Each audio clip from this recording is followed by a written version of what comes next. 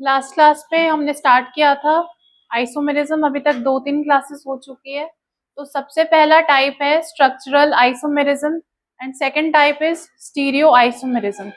तो स्ट्रक्चरल वाले में हमने अलग अलग पढ़ा है, एक पोजीशन आइसोमेरिज्म पढ़ा है, फिर रिंग चेन आइसोमेरिज्म पढ़ा है। रिंग चेन का मतलब हो गया कि ऐसा, सबसे पहले हमने डीबीआई देखा था, double bond index. Double bond index से हमें ये पता लगता है कि अगर उसकी वैल्यू 1 आई है या 2 आई है तो दैट मीन्स कि उस स्ट्रक्चर में फॉर श्योर, सपोज तुम्हें कोई फॉर्मूला गिवन है और उसकी मैं डीबीआई निकालूंगी, डबल बॉन्ड इंडेक्स, तो उससे हमें ये पता चलेगा कि उस स्ट्रक्चर में डबल बॉन्ड या ट्रिपल बॉन्ड कितने प्रेजेंट है या उसमें एक रिंग प्रेजेंट है कि नहीं। तो उसके बेसिस पे हम अलग अलग स्ट्रक्चर बनाते हैं। नेक्स्ट हमने फंक्शनल आइसोमेरिज्म पढ़ा था और मेटामेरिज्म पढ़ा था। मेटामेरिज्म होता है 4 तरीके के ग्रुप्स में, जिसका मैंने शॉर्टकट बताया था, नोज। नोज मतलब एन अगर अमीन ग्रुप हुआ, नाइट्रोजन ग्रुप हुआ, या फिर कोई भी ऑक्सीजन ग्रुप हुआ ऑर्गेनिक मॉलिक्यूल में, या कोई सल्फर का ग्रुप हुआ, या फिर कोई भी एस्टर हुआ, इस तरीके का ऐसा कोई भी ग्रुप होगा। तो उसमें क्या होता है, जो एल्काइल ग्रुप होते हैं उनको हम अलग अलग सेट कर सकते हैं, जैसे कि लास्ट क्लास में किया था।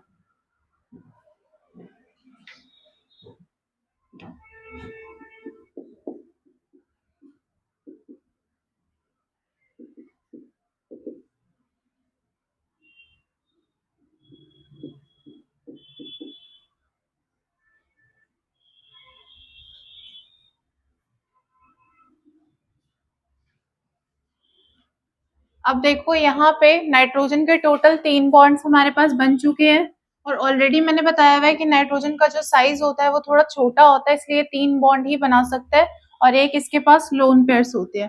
तो अब मेटामेरिज्म में मैंने बताया था कि सिर्फ एल्काइल ग्रुप्स की पोजीशन हम चेंज कर सकते हैं, जो ग्रुप है वो एज इट इज ही रहेगा। मतलब कि अगर हम यहाँ पे इसको हम अपना ग्रुप मान के चल रहे हैं, तो यहाँ पे इस तरफ 1 2 और इस तरफ है 1 2 3, 3 एल्काइल ग्रुप्स है, तो इसको हम टोटल ओवरऑल 5 भी मान के चल सकते हैं। तो अब इसको हम अलग अलग तरीके से सेट कर सकते हैं, या तो हम इसको इस तरीके से कर सकते हैं 4 और 1,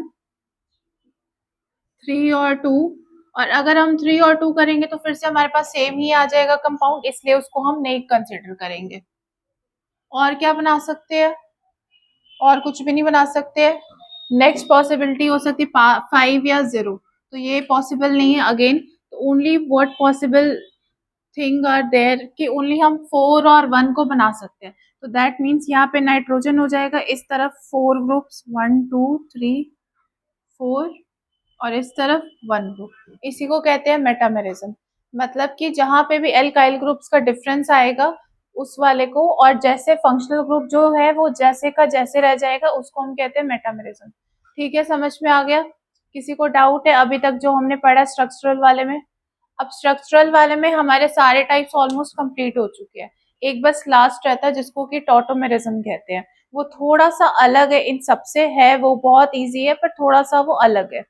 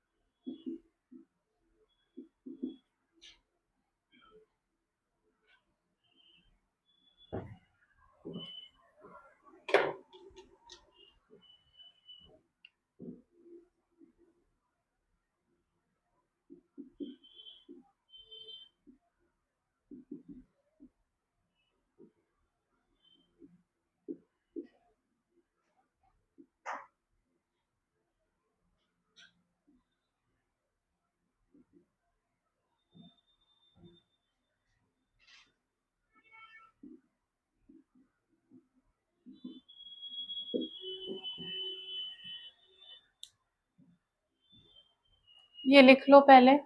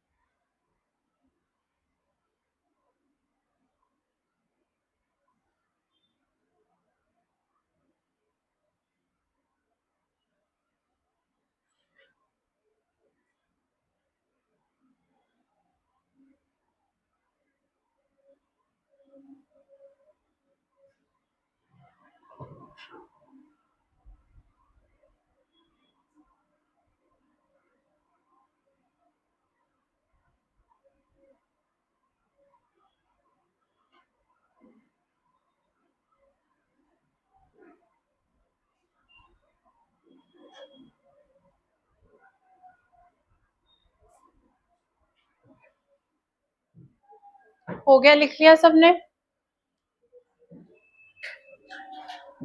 अब देखो, ध्यान से सुनोगे सभी।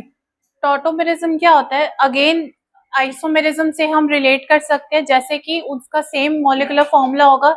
अभी तक हमने जितने भी किए उसमें हमने हमेशा एक कॉमन लाइन यूज की है कि सेम उसका मॉलिक्यूलर फॉर्मूला होगा, या तो उसका स्ट्रक्चर अलग होगा या तो उसका रिंग चेन अलग होगा, मतलब हर तरीके से हमने उसको कैटेगराइज किया है। तो टॉटोमेरिज्म में बेसिकली क्या होता है कि ऐसे कंपाउंड्स जिसमें कि जब कैटलिस्ट प्रेजेंट होते हैं, उस टाइम पे क्या होता है कि वो जो कंपाउंड है वो दो फॉर्म में एग्जिस्ट कर सकता है। अब इसको तुम दोनों तरीके से समझ सकते हो। अभी तक तुम्हें कॉन्जुगेशन भी आती है और तुम्हें प्लस माइनस भी आता है, तो इस वाले को हम दोनों तरीके से समझ सकते हैं। दूसरी बात, यहाँ पे मैंने लिखा है डायनेमिक इक्विलिब्रियम। दो तरीके के इक्विलिब्रियम पॉसिबल है, एक स्टैटिक इक्विलिब्रियम और एक डायनेमिक इक्विलिब्रियम। शायद तुमने फिजिक्स में भी पढ़ा होगा स्टैटिक और डायनेमिक। तो अब देखो, डायनेमिक का मतलब ये होता है कि जितने तेजी से ये बन रहा है उतनी ही तेजी से वो बन रहा है। मतलब इसका रेट भी सेम है एक टाइम पे, उसका रेट भी सेम है। सपोज ये हमारे पास 30% है एक टाइम पे और ये हमारे पास 70% है। तो अगर हम एक पर्टिकुलर टाइम पे देखेंगे तो जितनी तेजी से ये 30% 70% में तेज हो चेंज हो रहा है, उतनी ही तेजी से 70% भी 30% में चेंज हो रहा है। इतनी बात समझ में आ गई। स्टैटिक का मतलब होता है स्टैटिक का मतलब होता है कि अगर मैंने इसको 30% लिया, ये 30% एक बार 70% में चेंज हो गया, फिर ये रिएक्शन मतलब इक्विलिब्रियम में, ना ये इक्विलिब्रियम उधर शिफ्ट हो रहा है ना ये इक्विलिब्रियम इधर शिफ्ट हो रहा है। सपोज तुमने सीसॉ झूला झूला है, ठीक है, उसमें सपोज अगर हम एक तरफ बैठे हैं, एक तरफ एक इंसान है उसका वेट बहुत ज्यादा है, एक तरफ दूसरा इंसान है उसका वेट थोड़ा कंपैरेटिवली कम है। तो जब तुम बैठोगे तो तुम्हें थोड़ी सी सेटिंग करने में, इक्विलिब्रियम करने में थोड़ा टाइम लगेगा, पर एक बार जब तुम्हारा इक्विलिब्रियम बन जाएगा फिर तुम्हारी स्विंग इस तरीके से कंटिन्यूअसली चलेगी, तो उसको कहते हैं स्टैटिक इक्विलिब्रियम। मतलब कि स्टैटिक का मतलब हुआ कि एक बार तुम्हारी पोजीशन सेट होगी, तुम्हारा इक्विलिब्रियम सेट हो गया, तुम्हारा मोशन क्रिएट हो चुका है, तो जैसे वो मोशन इस तरीके से हो रहा है वो कंटिन्यूअसली इस तरीके से भी होगा, उसमें कोई चेंज नहीं आएगा, उसको हम कहते हैं स्टैटिक इक्विलिब्रियम। डायनेमिक का मतलब होगा कि वो कंटिन्यूअसली चेंज हो रहा है। कंटिन्यूअसली चेंज होने का मतलब सपोज इस तरफ अगेन एक भारी इंसान बैठा है, इस तरफ अगेन कोई कम वेट वाला इंसान बैठा है। तो अब देखो, तुम्हें पता है कि बीच में एक्सेल होती है जिससे कि हम इधर टर्नओवर होता है। तो अब देखो, जिसका वेट ज्यादा है क्या पता वो थोड़ा सा एक्सेल के पास में आ जाए, आगे की तरफ बढ़े, और ये वाला जो है वो पीछे की तरफ बढ़े, तो अगेन इक्विलिब्रियम, अगेन जिस पोजीशन से इसका मोशन हो रहा है वो थोड़ा चेंज हो जाएगा। थोड़ा फिजिक्स का है, मतलब थोड़ा समझो। सपोज इस तरफ कोई ऐसा इंसान बैठा है जिसका वेट बहुत ज्यादा है, इस तरफ जो इंसान बैठा है उसका वेट थोड़ा सा कम है। तो अगर वो इस तरीके से हो रहा है और वो थोड़ा थोड़ा आगे आगे की तरफ बढ़ रहा है जिसका वेट ज्यादा है, और जिसका वेट कम है वो इस तरफ पीछे की तरफ बढ़ रहा है, तो ऐसी कंडीशन में अगेन इसका मोशन थोड़ा सा चेंज होगा, गड़बड़ होगा। अब क्या होगा, जिसका वेट ज्यादा है वो आगे की तरफ पहले आ रहा था, अब वो पीछे की तरफ आ रहा है, और जिसका वेट कम था वो पीछे की तरफ जा रहा था, अब वो बीच की तरफ आ रहा है, फिर से उसके मोशन में कुछ ना कुछ गड़बड़ी होगी, उसको हम कहते हैं डायनेमिक इक्विलिब्रियम। मतलब कि ये वाला इंसान पहले आगे आया और ये वाला इंसान थोड़ा पीछे गया, तो मोशन थोड़ी देर के लिए डिस्टर्ब होगा, फिर उन दोनों के बीच में आपस में एक इक्विलिब्रियम सेट हो जाएगा।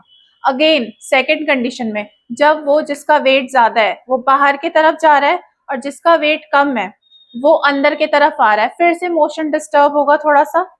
मोशन डिस्टर्ब होने के बाद एक ऐसा टाइम आएगा जब दोनों फिर से सेट कर जाएंगे, दोनों का जो मोशन होगा वो फिर से एक तरीके से पीरियोडिक हो जाएगा। इतनी बात समझ गए।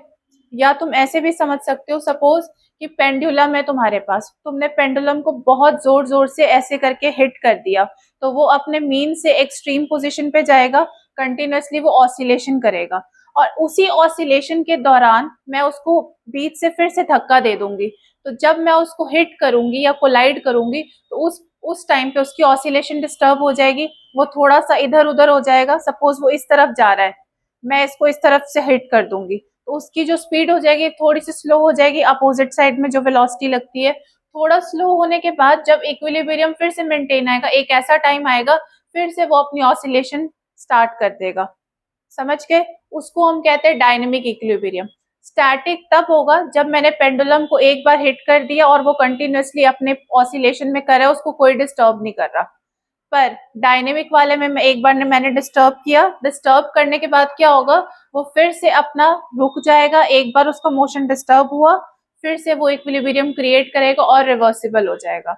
अब देखो, यहाँ पे हम केमिकल रिएक्शंस में मोस्टली एक साइड का एरो देते हैं, मतलब कि इस तरीके से अगर ए रिएक्टेंट है वो प्रोडक्ट बी में चेंज हो रहा है, ठीक है, ए है वो रिएक्ट कर रहा है अपने रिएक्टिंग मॉलिक्यूल के साथ और बी में कन्वर्ट हो रहा है, पर इसमें क्या हो रहा है, जितनी तेजी से ये इसमें कन्वर्ट हो रहा है उतनी ही तेजी से ये इसमें कन्वर्ट हो रहा है। और ये जैसे मैंने बोला था अभी मैंने मोशन का एग्जाम्पल दिया, तो उसमें मैंने बोला कि अगर ऐसे ऐसे हम धक्का दे रहे, बीच में से बाहर से कुछ दे रहे हैं, तभी उसका मोशन क्या हो रहा है, डिस्टर्ब हो रहा है। उसी तरीके से यहाँ पे हम इसको कैटलिस्ट प्रोवाइड कर रहे हैं। तो जब हम इसको कैटलिस्ट, अगर सपोज बिना कैटलिस्ट के हम ये रिएक्शन करवा रहे हैं, तो ये रिएक्शन नॉर्मल जैसे हो रहा है वो वैसे ही होगा, स्टैटिक इक्विलिब्रियम मेंटेन कर लेगा। समझ गए, जैसे मैंने अभी पेंडुलम का बताया। पर जब मैंने इस पे कैटलिस्ट डाला, तो ये रिवर्सिबल रिएक्शन क्या हो जाएगा, डायनेमिक हो जाएगा। डायनेमिक का मतलब हुआ कि जितना ये 30%, जितनी तेजी से ये 30% 70% में चेंज होगा, उतनी ही तेजी से 70% 30% में भी चेंज हो जाएगा। इतनी बात समझ में आ गई सबको। नेक्स्ट देखो, इसमें जो कैटलिस्ट है वो दो टाइप से हो सकते हैं। एक है एसिडिक, दूसरा हो जाएगा बेसिक। अगर जो मेरा कैटलिस्ट है वो एसिडिक टाइप का हुआ, सपोज HCl है, तो वो क्या करेगा, सबसे पहले प्रोटॉन में, यहाँ पे सपोज हमारे पास हाइड्रोजन है, हाइड्रोजन के पास कितने इलेक्ट्रॉन्स होते हैं, एक इलेक्ट्रॉन होता है और एक प्रोटॉन होता है। बट अगर ये H+ हो जाएगा, अब इसके पास कितने इलेक्ट्रॉन्स हो जाएंगे, 0 इलेक्ट्रॉन, और प्रोटॉन इसके पास 1 रह जाएंगे। तो हम केमिस्ट्री में कई बारी प्रोटॉन को H+ भी बोलते हैं। इतनी बात पता होगी सबको। ऑर्गेनिक में हम प्रोटोनेशन बोलते हैं या डीप्रोटोनेशन बोलते हैं। प्रोटोनेशन का मतलब हुआ प्रोटोन का एडिशन, मतलब H+ का एडिशन हमने करवा दिया। डीप्रोटोनेशन का मतलब हुआ H+ को हमने रिमूव कर दिया। ठीक है, तो अगर हमारा जो कैटलिस्ट होगा वो H+, अगर हमने यहाँ पे कैटलिस्ट यूज किया तो प्रोडक्ट तो सेम आएगा, क्योंकि कैटलिस्ट की प्रॉपर्टी क्या होती है, वो कभी भी रिएक्शन में खुद पार्टिसिपेट नहीं करता, इंटरमीडिएट फॉर्म करता है, फिर वो पार्टिसिपेट करता है, उसके बाद वो बैक टू जिस फॉर्म में हमने डाला था वो फिर से उसी फॉर्म में वापस आ जाता है। जैसे कि इलेक्ट्रोफिलिक रिएक्शन मैंने तुम लोगों को बताया था, उसमें हमने यूज किया था, कौन सा रिएजेंट यूज किया था उसमें, AlCl3 यूज किया था हमने। उसमें मैंने बताया था जो Cl2 होता है वो दो फॉर्म में ब्रेक हो जाता है, एक Cl+ में और एक Cl- में। तो जो Cl+ होता है वो क्या करता है, वो रिएक्शन में पार्टिसिपेट कर लेता है, और जो Cl- होता है वो AlCl3 से अटैच हो जाता है, AlCl4- कुछ टाइम के लिए बन जाता है, पर हमारे पास वो फाइनल प्रोडक्ट नहीं आता, वो कुछ टाइम के लिए रहता है। फिर से क्या होता है, Cl- निकल जाता है HCl के साथ, जो हमारा बाई प्रोडक्ट आता है, और जो AlCl3 होता है वो बैक टू द रिएक्शन आता है, फिर से वो एज अ कैटलिस्ट यूज हो जाता है। इतनी बात समझ में आ गई। तो उसी तरीके से यहाँ पे जो कैटलिस्ट है, चाहे तुम बेसिक ले लो चाहे तुम एसिडिक ले लो, प्रोडक्ट तुम्हारा सेम आएगा, बस जो मैकेनिज्म होगा, पाथवे होगा, वो डिफरेंट होगा। सपोज तुम्हें अपने इंस्टीट्यूट आना है, अलग अलग रास्ते हो सकते हैं, तुम वे ए भी ले सकते हो, बी भी ले सकते हो। तो उसी तरीके से यहाँ पे भी है, एक एसिडिक मीडियम हो गया, एक हमारे पास बेसिक मीडियम हो गया। अगर मैं एसिडिक कैटलिस्ट लूंगी तो उसका पाथवे, उसका मैकेनिज्म तरीका कुछ और होगा, बेसिक लूंगी तो उसका तरीका कुछ और होगा। बस इतनी बात है। दूसरी बात यहाँ पे, अब देखो तुमने पोलैरिटी पढ़ी होगी, अगर हम इस वाले स्ट्रक्चर को ब्रेक करेंगे,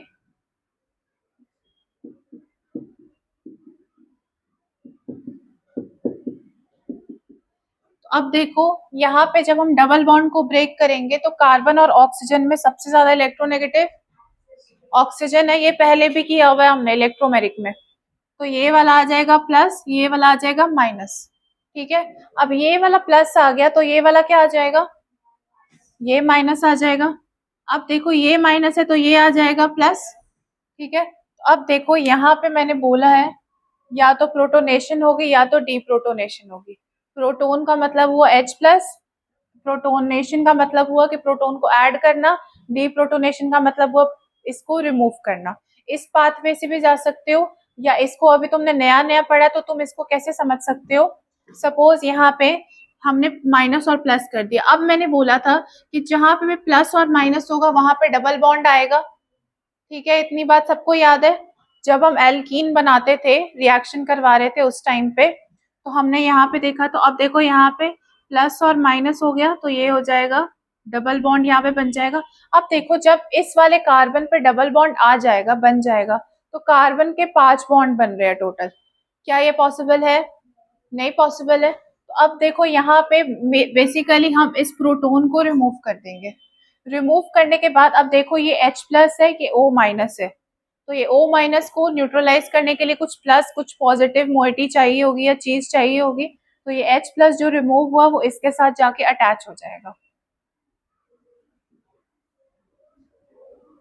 अब देखो जो हमने यहाँ बनाया वो यहाँ पे मैच हो रहा है, ठीक है, समझ में आ गया? दोबारा बताओ, किसी को डाउट है तो पूछो। समझ में आ गया? क्या समझ में आया? हाँ, बस इतना ही बताया अभी तक। बाकियों को समझ में आ गया इधर लास्ट, या दोबारा रिपीट करूं? आ गया सबको? इस वाले में हमने माइनस और प्लस में चेंज कर दिया, क्योंकि ऑक्सीजन जो होता है वो ज्यादा इलेक्ट्रोनेगेटिव होता है, कार्बन जो होता है वो कम इलेक्ट्रोनेगेटिव होता है। तो जब हम इसको ब्रेक करेंगे तो ये प्लस और माइनस में ब्रेक हो जाएगा। प्लस वाले के साथ माइनस होता है तो इसको माइनस दे देंगे पोलैरिटी। इसके साथ जो हाइड्रोजन था जिसको हमने अभी रिमूव किया है उस वाले के ऊपर आ जाएगा प्लस चार्ज। अब मैंने बताया था जहां पे कार्बन के बीच में प्लस और माइनस चार्ज आएगा वहां पे डबल बॉन्ड बन जाएगा, ठीक है, डबल बॉन्ड बन गया। अब ये जो H प्लस रिमूव हो जाएगा क्योंकि कार्बन के टोटल अब 5 बॉन्ड्स बन रहे थे, विच इज नॉट पॉसिबल क्योंकि कार्बन जो होता है वो टेट्रावेलेंट होता है। तो यहाँ का H प्लस निकल जाएगा और H प्लस यहाँ पे आके अटैच हो जाएगा, ठीक है, अंडरस्टूड। अब ये दोनों फॉर्म जो है वो आपस में मतलब इक्विलिब्रियम में क्रिएट कर रहे हैं या फॉर्म कर रहे हैं। दूसरी बात तुम ऐसे भी देख सकते हो, अब तुमने कॉन्जुगेशन पढ़ी हुई है, यहाँ पे देखो ये डबल बॉन्ड है और यहाँ पे इसके लोन पेयर है, तो अभी भी ये कॉन्जुगेशन में भी है। तो इसको इस तरीके से हमको बनाना है, हमें बनाना है इस वाले फॉर्म को कि ये कॉन्जुगेशन में भी पार्टिसिपेट करे। तो तुम्हें अगर कॉन्जुगेशन वाले पाथवे से जाना है तो तुम उस तरीके से भी समझ सकते हो, अगर तुम्हारा कॉन्जुगेशन का कॉन्सेप्ट बहुत ज्यादा क्लियर है। अगर नहीं तो तुम इस प्लस माइनस वाले फॉर्म में भी जा सकते हो, ये तुम्हारी चॉइस है, तुम्हें किस हिसाब से समझना है। लिख लो, लिख लिए?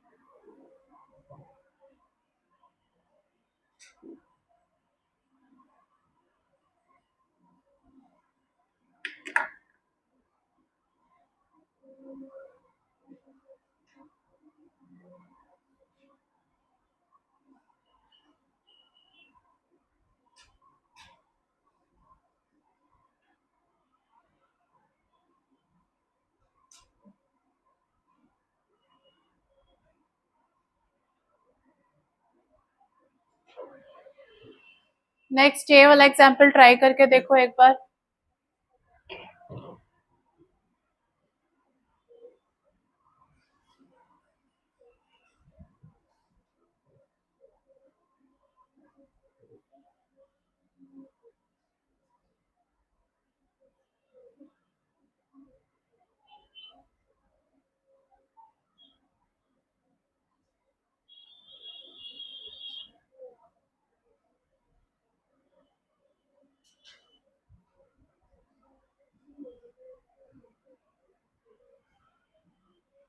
और हमेशा रिवर्सिबल वाला एरो दे के लिखोगे टॉटोमर्स को।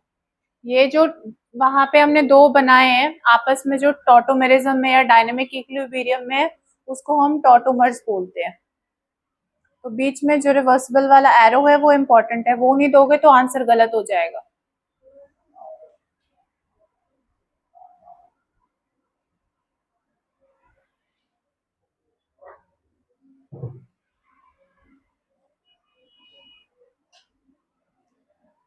हाइड्रोजन बॉन्डिंग पढ़ी है तुम लोगों ने केमिकल बॉन्डिंग में?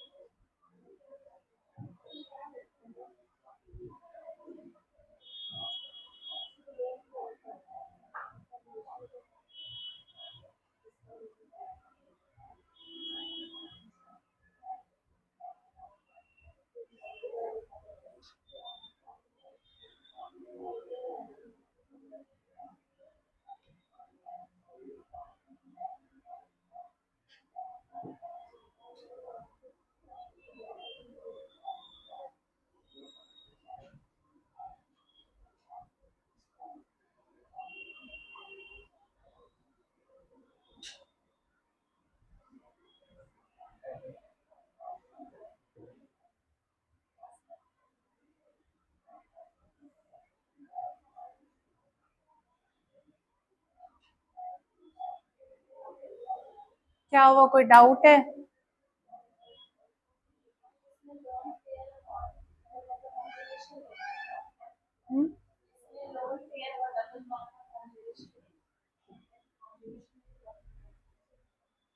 कॉन्जुगेशन में क्यों नहीं जा रहा ये?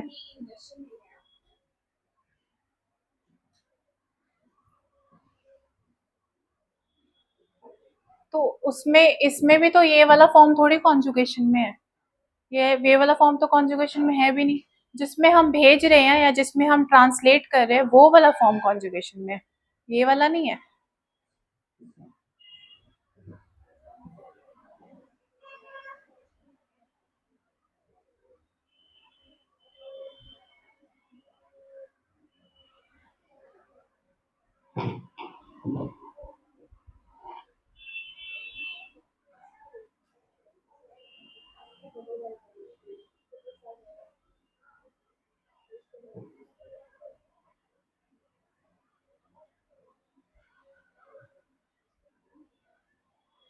हो गया, आ गया आंसर।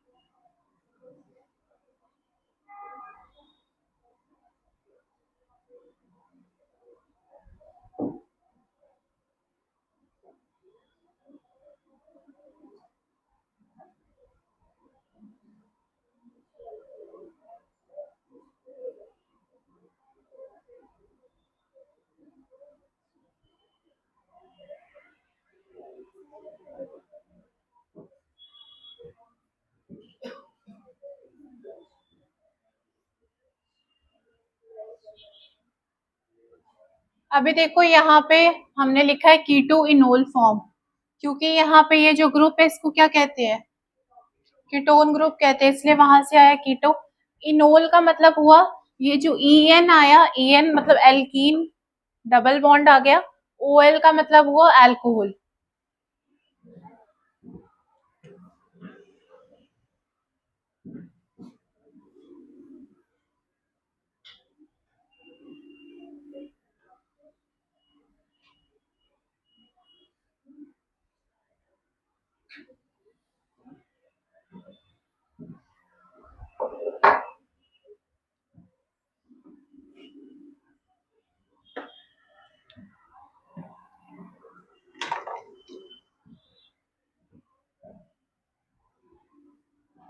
अब देखो यहाँ पे अगेन हम इस वाले डबल बॉन्ड को ब्रेक करेंगे, ठीक है।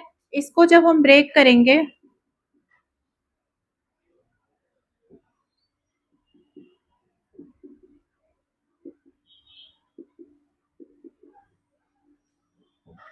इस वाले को जब हमने ब्रेक किया तो ये वाला क्या आ जाएगा, माइनस, ठीक है। ये वाला आ जाएगा प्लस, इसके साथ वाला आ जाएगा माइनस। अब देखो ये माइनस आ जाएगा तो ये क्या आ जाएगा, this one will B plus. तो अब देखो इन दोनों के बीच में डबल बॉन्ड बन जाएगा, और यहाँ पे अब डबल बॉन्ड बनने के बाद कार्बन के 5 बॉन्ड्स आ गए, विच इज नॉट पॉसिबल। तो अब देखो ये जो H प्लस है वो रिमूव हो जाएगा और वो आ जाएगा इस वाले के साथ, तो ये दोनों आपस में टॉटोमर्स हो गए। आ गया सबका आंसर। नेक्स्ट एक और क्वेश्चन है।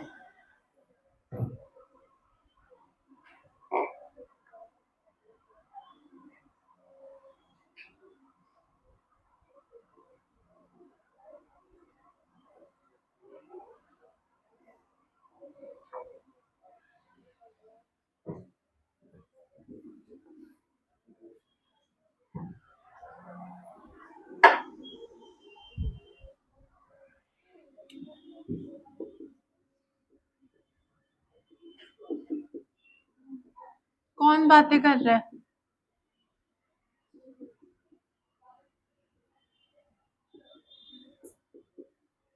ये वाला करो क्वेश्चन सॉल्व।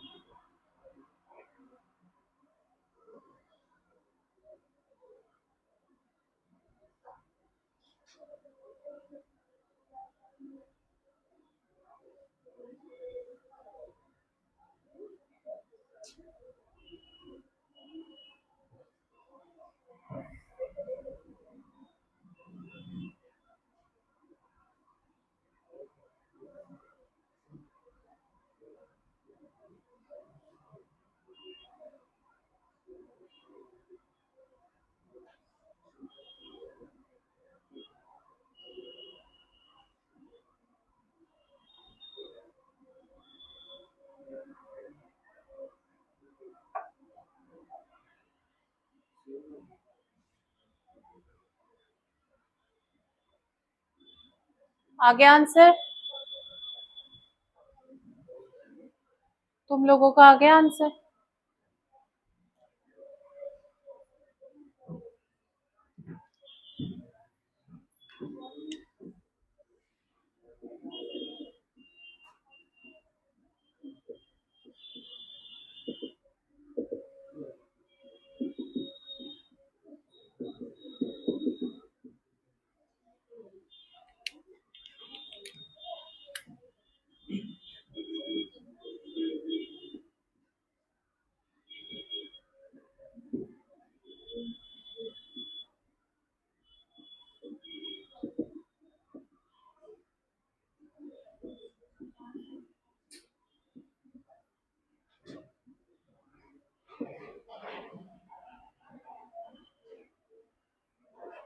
आगे आओ,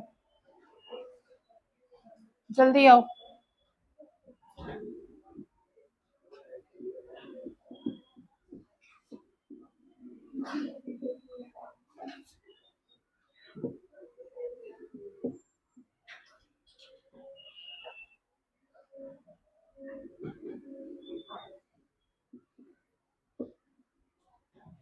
अभी देखो हाइड्रोजन बॉन्डिंग जो होता है वो इनऑर्गेनिक का पार्ट है, पर हमें थोड़ा सा काम है इसलिए मैं तुम्हें थोड़ा थोड़ा ओवरव्यू बता रही हूँ। जैसे हम यहाँ पे डाइपोल डाइपोल डाइपोल समझते हो, जब कोई मॉलिक्यूल होता है उसका जो पोलर मूवमेंट होगा वो is not equals to zero. जैसे कि सपोज यहाँ पे हमारे पास CCl4 है, तो देखो इस वाले का जो नेगेटिविटी है, इस वाले का जो नेगेटिव सेंस होगा वो ऊपर वाला कैंसिल करेगा, इधर वाले का ये वाला कैंसिल करेगा, मतलब ओवरऑल चारों का कोई ना कोई कैंसिल करेगा। जैसे फोर्स वेक्टर्स में पढ़ते हो, वेक्टर्स में क्या होता है, सपोज यहाँ पे फोर्स है, इस तरफ में 10 न्यूटन फोर्स है, इस तरफ 10 न्यूटन है, तो इसका 10 कैंसिल हो जाएगा आपस में। ऊपर में अगर सपोज 20 है, नीचे में 20 है, तो ऊपर वाले का 20 नीचे वाले 20 को कैंसिल कर देगा। उसी तरीके से डाइपोल मूवमेंट होता है। तो इसमें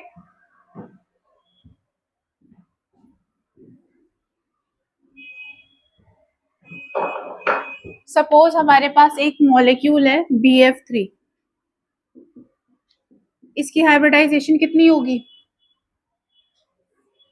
हाइब्रिडाइजेशन स्टेरिक नंबर क्या होगा, स्टेरिक नंबर 3 होगा। 3 बॉन्ड बना रहा है ये, 3 बॉन्ड वाले का क्या हो जाएगा, S तो जरूरी है, और साथ में P2। तो अब टोटल इसको काउंट करेंगे, 1 + 2 कितना हो जाएगा 3। तो अगर 3 आ रहा है दैट मीन्स कि तुम्हारी हाइब्रिडाइजेशन यहाँ पे सही आ रही है। तो अब देखो जब sp2 होता है, जैसे कि ये फैन का ब्लेड है, ये देखो ये जो मॉलिक्यूल है इसकी शेप बिल्कुल ऐसी होती है जैसे कि फैन के ब्लेड्स होते हैं। अब ध्यान से देखो इसके बीच का एंगल कितना होगा, पर ब्लेड के बीच का 120 होगा। तो वैसे ही यहाँ पे हर एक के बीच का जो एंगल होगा वो 120 डिग्री होगा। तो जब तुम नीचे वाले का नेट निकालोगे फोर्स, तो वो -F आ जाएगा, ऊपर वाले का F आएगा। तो ओवरऑल ये तुमने फोर्स में वेक्टर्स में पढ़ा होगा कि अगर 3 फोर्स है 120 डिग्री पे है तो इसका जो नेट फोर्स होगा वो 0 होगा। जो वेक्टर वाला फॉर्मूला करते हो A² + B² + 2AB cos, इस टाइप का जो भी फॉर्मूला होता है उस वाले पे इसको रखोगे तो इसका भी नेट मूवमेंट जो होता है वो 0 आता है। तो अगर ऐसे मॉलिक्यूल जिनका नेट मूवमेंट जो हो गया वो 0 आ गया, इनको हम कहते हैं नॉन पोलर मॉलिक्यूल्स। अगेन ऐसे मॉलिक्यूल्स जिनका dipole movement is not equals to 0, उनको हम कहते हैं पोलर मॉलिक्यूल्स। जैसे कि H2O है या फिर NH3 है, ये वाले हो गए पोलर मॉलिक्यूल्स। तो ऐसे मॉलिक्यूल्स जो कि पोलर है, जिनकी पोलैरिटी कुछ ना कुछ है, 0 नहीं है, उनके बीच में जो इंटरैक्शन होता है या जो भी इनके बीच में बॉन्ड बनता है उनको हम कहते हैं डाइपोल डाइपोल इंटरैक्शन। ठीक है, इतनी बात समझ में आ गई। अब नेक्स्ट लाइन देखो, इसको शॉर्ट फॉर्म में याद कर सकते हो, फोन। फोन ये वाला F का मतलब हुआ फ्लोरीन, ऑक्सीजन और नाइट्रोजन। ऐसे तीनों एटम ये सबसे ज्यादा हाईली इलेक्ट्रोनेगेटिव एटम्स होते हैं पीरियोडिक टेबल के। सबसे ज्यादा इलेक्ट्रोनेगेटिव फ्लोरीन होता है, उसके बाद ऑक्सीजन होता है, फिर नाइट्रोजन होता है। ठीक है, अगर ऐसे कोई भी मॉलिक्यूल्स है जो कि प्रेजेंट है हाइड्रोजन के पास में, हाइड्रोजन की पोजीशन जो होती है पीरियोडिक टेबल में कैसी होती है, कंट्रोवर्शियल होती है। ना हम उसको पॉजिटिव में गिन सकते हैं ना हम उसको नेगेटिव पे गिन सकते हैं। उसको जस्ट हमने ऊपर में फर्स्ट ब्लॉक पे अटैच कर दिया। मीन्स मतलब कहने का ये हुआ कि हाइड्रोजन जो होता है वो H+ में भी एग्जिस्ट कर सकता है और वो H- में भी एग्जिस्ट कर सकता है। फ्री है वो, उसको कोई ऐसा रिजिड नहीं है। तो अब देखो यहाँ पे ये तीनों एटम्स जो है वो बहुत ज्यादा इलेक्ट्रोनेगेटिव है। तो अब हाइड्रोजन किसके जैसा बिहेव करेगा, इनके साथ इंटरैक्ट करने के लिए हाइड्रोजन को H+ के जैसे बिहेव करना पड़ेगा। तो हम यहाँ पे इस वाले को सेलेक्ट कर लेंगे। तो अब देखो सपोज हमारे पास है HF, जैसे HCl होता है वैसे ही HF मॉलिक्यूल है। तो अब देखो इस मॉलिक्यूल को,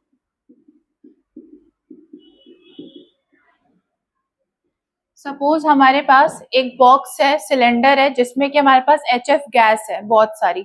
तो इसमें जो मॉलिक्यूल्स होंगे इसके वो इस तरीके से अरेंज्ड है। हाइड्रोजन और फ्लोरीन के बीच का एक बॉन्ड हुआ, जैसे HCl का बॉन्ड होता है। अब देखो यहाँ पे हाइड्रोजन बॉन्डिंग में क्या होगा, सबसे पहले तो देखो इन दोनों के बीच में इलेक्ट्रोनेगेटिव कौन सा है, फ्लोरीन है, और ये वाला हाइड्रोजन है। तो दैट मीन्स ये मॉलिक्यूल कैसा है, पोलर होगा कि नॉन पोलर होगा, पोलर होगा। इसकी polarity will not be equal to zero, इतनी बात समझ रहे हो। This one will be a polar molecule. अब देखो पोलर मॉलिक्यूल है तो इसके बीच की जो इंटरैक्शन होगी, मतलब कि इस वाले मॉलिक्यूल और इस वाले मॉलिक्यूल के बीच का जो इंटरैक्शन होगा वो कैसा होगा,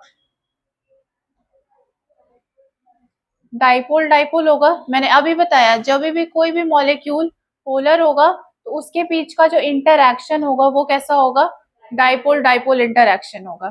ठीक है, अब देखो यहाँ पे इसका एक छोटा सा इंटरैक्शन होगा, वीक सा इंटरैक्शन होगा हाइड्रोजन के साथ। सपोज दो नेबर्स रहते हैं साथ में, ठीक है, सपोज 3 घर है एक साथ में, एक घर ए है, एक घर बी है और एक घर सी है। तो अगर सपोज ए और बी की आपस में इंटरैक्शन है, मतलब ए वाला घर जो है उसके जो लोग रहते हैं वो बी वाले लोग से इंटरैक्शन रखते हैं, फ्रेंड्स है, और बी वाला बीच में है, बी वाले की फ्रेंडशिप सी वाले से भी है, बी वाले की फ्रेंडशिप ए वाले से भी है, तो ए की फ्रेंडशिप सी से भी तो होगी कहीं ना कहीं। उसी तरीके से ये सपोज यहाँ पे इन दोनों की फ्रेंडशिप है, यहाँ पे इन दोनों की फ्रेंडशिप है, तो कहीं ना कहीं इन दोनों की भी फ्रेंडशिप हो जाएगी क्योंकि ये दोनों आपस में बीच में है। इस तरीके से समझ लो। तो इस इंटरैक्शन को, इस फ्रेंडशिप को हम कहते हैं डाइपोल डाइपोल इंटरैक्शन। ठीक है, समझ में आ गया, दोबारा बताओ, आ गया। सबसे पहले मैंने बोला डाइपोल डाइपोल इंटरैक्शन, दो तरीके के मॉलिक्यूल्स होते हैं, एक पोलर होता है और एक नॉन पोलर होते हैं। पोलैरिटी हम कैसे डिसाइड करते हैं, यहाँ पे देखो मैंने एग्जांपल दिया तुम्हें BF3 का, इन सबके बीच का एंगल जो होता है 120 डिग्री होता है। तो जब तुम वेक्टर फॉर्मूला से निकालोगे, जो डाइपोल होता है वो एक वेक्टर क्वांटिटी होती है, ठीक है, तो जब इसका तुम निकालोगे डाइपोल मोमेंट तो इसका जीरो आ जाएगा। तो किसी भी ऐसे मॉलिक्यूल जिसका डाइपोल मोमेंट जीरो आएगा उसको हम कहेंगे नॉन पोलर मॉलिक्यूल। कोई भी ऐसा मॉलिक्यूल जिसका कि dipole moment will not be equal to zero उसको हम कहेंगे पोलर मॉलिक्यूल। ठीक है, अब देखो जब पोलर मॉलिक्यूल आपस में इंटरैक्ट करते हैं उसको हम कहते हैं डाइपोल डाइपोल इंटरैक्शन। ठीक है, और यहाँ पे देखो अगर ऐसे 3 एटम कुछ भी दिख जाएगा तुम्हें, सपोज यहाँ पे फ्लोरीन है, ऑक्सीजन है, नाइट्रोजन है, आज घर जाओगे तो गूगल पे देखना आइस का स्ट्रक्चर, केमिकल स्ट्रक्चर देखना, केज लाइक होता है। 9th क्लास में कभी पढ़ा था ये वाला कि जो आइस होता है, सपोज आइस की जो डेंसिटी होती है वो सॉलिड की डेंसिटी लिक्विड से क्या होती है, ज्यादा होती है। पर जब तुम पानी के ग्लास में आइस को डालते हो तो आइस जो होती है वो सिंक नहीं करती है, फ्लोट करती है। पर आइस तो सॉलिड है और पानी तो लिक्विड है, तो फिर उसकी डेंसिटी ज्यादा, तो उसको तो सिंक होना चाहिए था, क्यों नहीं सिंक होता फिर वो।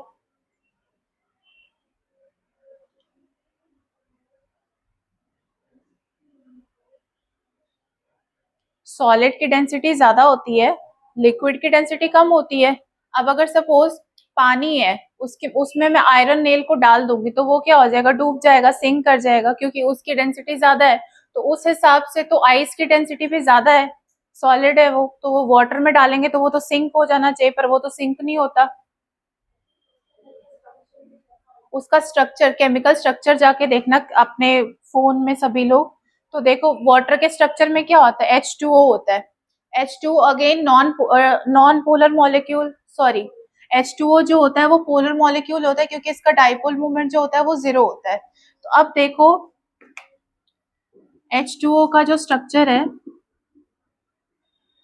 इस तरीके से होता है। अब ये जो हाइड्रोजन, ये जो वाटर मॉलिक्यूल है, इसका एक ऑक्सीजन का बॉन्ड हाइड्रोजन के साथ है, एक इसका इसके साथ है। अब देखो सपोज एक हमारे पास आइस का बॉक्स है, तो इसमें एक ही हाइड्रोजन वाटर मॉलिक्यूल तो नहीं होगा, और भी वाटर मॉलिक्यूल होंगे।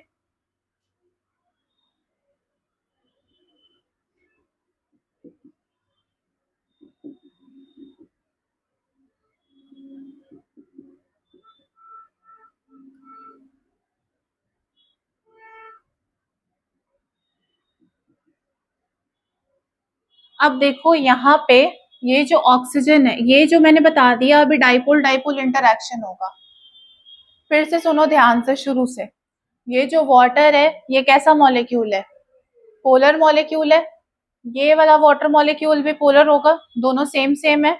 अब मैंने बोला जब कोई मॉलिक्यूल पोलर होगा तो उसका दूसरे वाले पोलर मॉलिक्यूल के साथ जो इंटरैक्शन होगा, दोस्ती होगी, उसको हम कहेंगे डाइपोल डाइपोल इंटरैक्शन। तो अब देखो इन दोनों के बीच में कोई भी इंटरैक्शन होगा उसको हम कहेंगे डाइपोल डाइपोल इंटरैक्शन।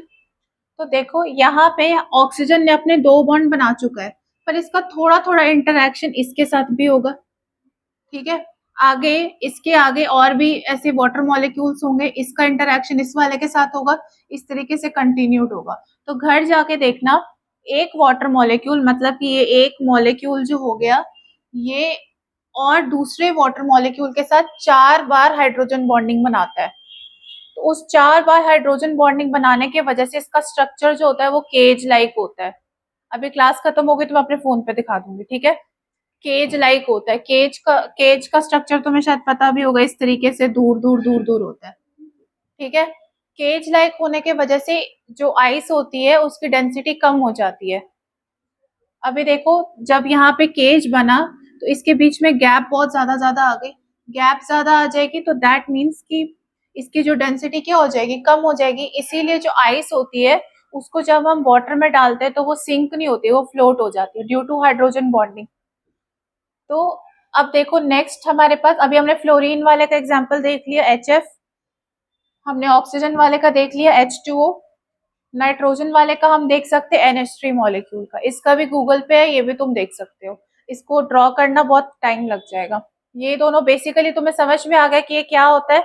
जब कोई पोलर मॉलिक्यूल होता है उसका दूसरे पोलर मॉलिक्यूल के साथ इंटरैक्शन होता है तो उस वाले को हम कहते हैं डाइपोल डाइपोल इंटरैक्शन। और जब इसका इंटरैक्शन होगा इन दोनों के साथ तो यहाँ पे एक वीक सा हाइड्रोजन बॉन्डिंग क्रिएट हो जाता है।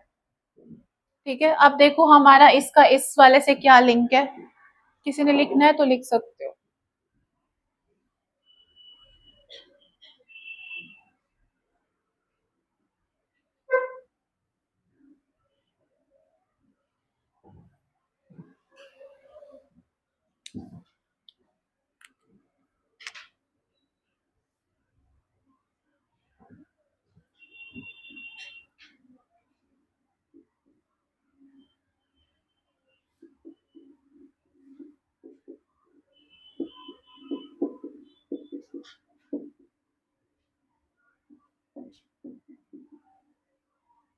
अब देखो इस वाले क्वेश्चन में अगेन इन दोनों में से हम कोई एक पार्ट सेलेक्ट कर लेंगे। लिख रहे हो अभी?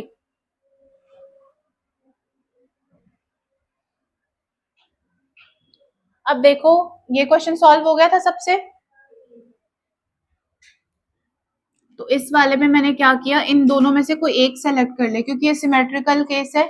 ये वाला भी कर सकते हैं, ये वाला भी कर सकते हैं, कोई फर्क नहीं पड़ेगा हमें। तो अब देखो कार्बन और ऑक्सीजन में ऑक्सीजन ज्यादा इलेक्ट्रोनेगेटिव है, कार्बन जो है वो इलेक्ट्रो पॉजिटिव हो जाएगा, साथ वाला नेगेटिव हो जाएगा, ये वाला पॉजिटिव हो जाएगा। ठीक है, तो अब देखो इन दोनों पॉजिटिव और नेगेटिव के बीच में डबल बॉन्ड आ जाएगा और ये जो नेगेटिव वाला है यहाँ पे हाइड्रोजन रिमूव हो जाएगा और यहाँ पे H+। यहाँ तक बना लिया है सबने।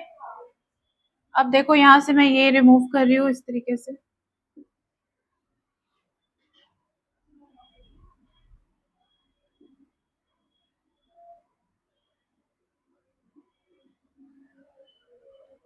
अब देखो यहाँ पे हमने इतनी सारी स्टोरी क्यों पढ़ी हाइड्रोजन बॉन्डिंग वाली, वो इसलिए पढ़ी है क्योंकि यहाँ पे ये देखो ये ऑक्सीजन है, ये हाइड्रोजन है।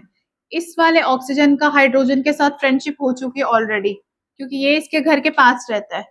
पर ये वाला ऑक्सीजन जो है वो इसके, ये ऑक्सीजन जो है वो हाइड्रोजन से थोड़ा दूर रहता है, पर फिर भी सेम कॉलोनी में रहते हैं तो इसका थोड़ा बहुत इंटरेक्शन होगा, तो यहाँ पे हाइड्रोजन बॉन्डिंग आ जाएगी। समझ गए? तो ये इसको एक, शायद तुम्हें दिख रहा होगा कि ये 5 मेंबर की रिंग भी बन रही है यहाँ पे। ठीक है, बना लो।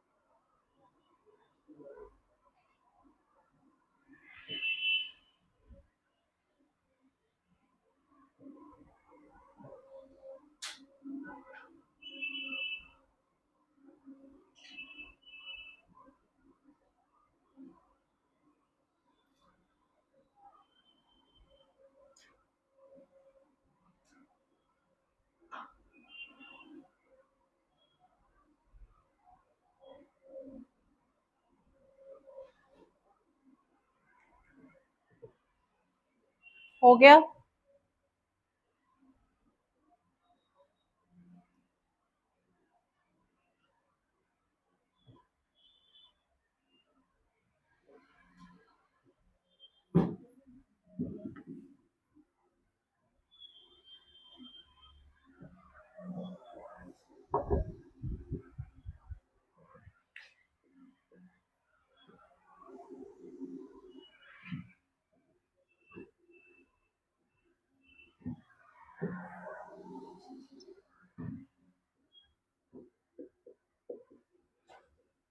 इस वाले को करो सॉल्व।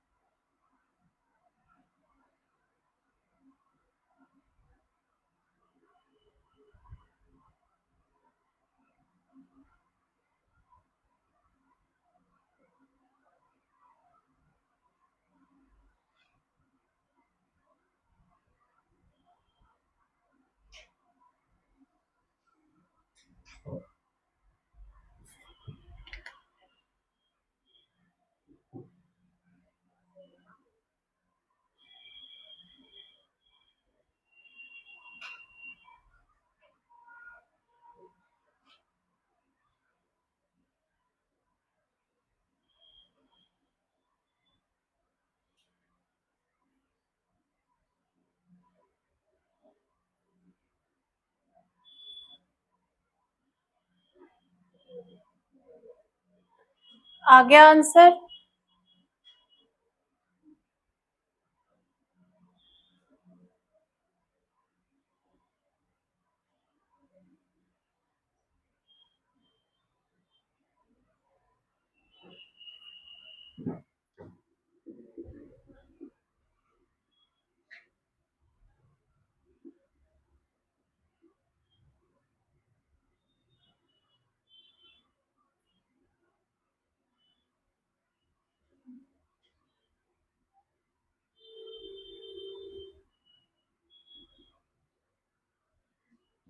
आ गया आंसर सबका?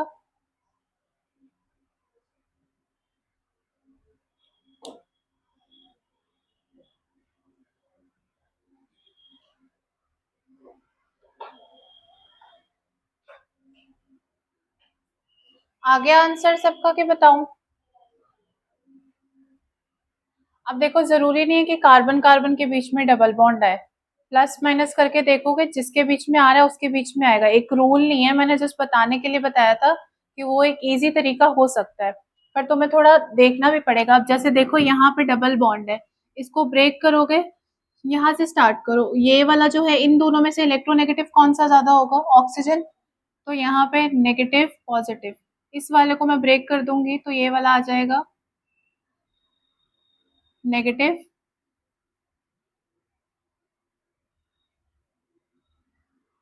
तो अब देखो, यहाँ पे हमने क्या किया, इन दोनों के बीच का जो डबल बॉन्ड था यहाँ से ब्रेक किया। इन दोनों के बीच का जो डबल बॉन्ड था वो यहाँ पे आ गया, मतलब यहाँ पे प्लस और माइनस आ गया, तो बन गया यहाँ पे डबल बॉन्ड। इसका जो H प्लस था वो इस वाले कार्बन नेगेटिव पे आके अटैच हो गया। जरूरी नहीं है कि हर बार कार्बन के साथ ही हो, तुम्हें देखना होगा केसेस, इसीलिए क्वेश्चन सॉल्व करोगे और ज्यादा अंडरस्टैंडिंग बढ़ेगी तुम्हारी।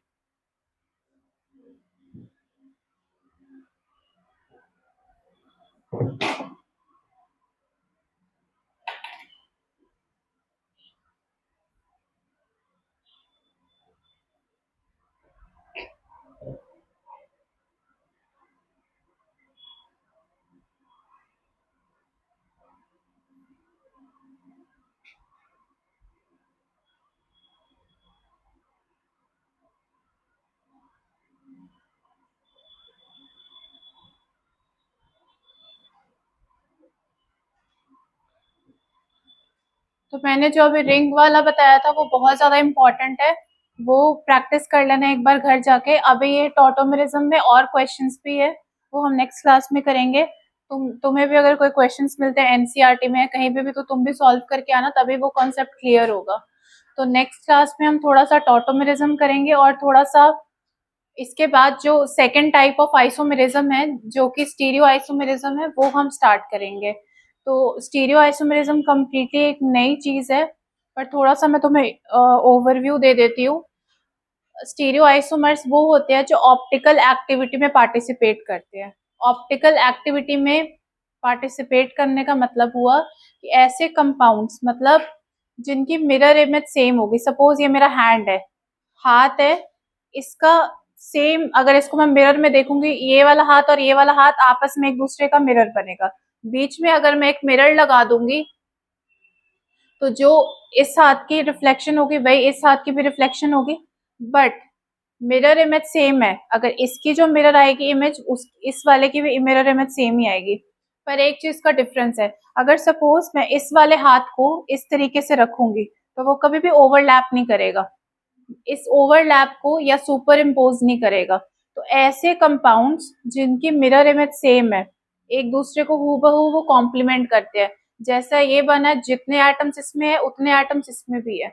सपोज अगर तुम अपने आप को कभी शीशे पे देखते हो, मिरर पे देखते हो, तो क्या होता है, जो मेरी राइट साइड है वो लेफ्ट साइड पे दिखती है, उल्टा दिखता है। या फोन पे सेल्फी लेते हो तो क्या होता है, जब फोटो खींच लेते हैं तो जो मेरी राइट साइड होगी वो लेफ्ट साइड पे दिखेगी, जो लेफ्ट साइड होगी वो राइट साइड पे दिखेगी। तो वैसे ही कुछ मॉलिक्यूल्स होते हैं जिनका मिरर इमेज, या जिनकी तुम सेल्फी लोगे तो उनकी मिरर इमेज सेम आएगी। उनका left side, suppose left side में नाइट्रोजन है, उसकी फोटो लूंगी तो नाइट्रोजन राइट साइड में आ जाएगी। ठीक है, अगर हाइड्रोजन राइट साइड में है, उसकी फोटो लूंगी तो वो लेफ्ट साइड में आ जाएगी।